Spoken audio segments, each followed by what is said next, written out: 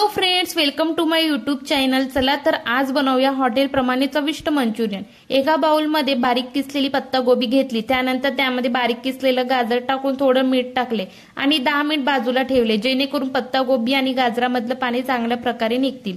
10 minute झाल्यावरती हाताने press करत पाणी काढून घेतले।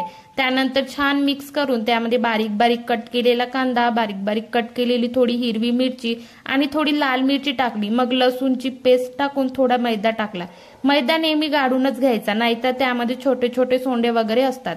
त्यानंतर थोडा कॉर्नफ्लॉवर पावडर टाकला, मग चवीनुसार मीठ टाकले। आधीच थोडं मीठ असल्यामुळे थोडंसंच टाकले। त्यानंतर मिरची पावडर टाकून चांगल्या प्रकारे मिक्स करत गोळा बनवून घेतला। पत्तागोबी आणि गाजराला पाणी सुटतं, त्यामुळे पाणी टाकायची गरज नसते, ते असंच मिक्स होतं।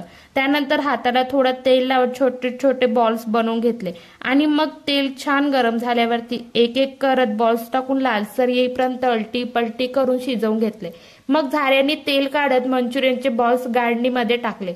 त्यानंतर त्याच कढईमध्ये थोडं तेल ठेवून बारीक कट केलेलं लसूण आणि कट केलेली मिरची टाकून चांगल्या प्रकारे परतून घेतले।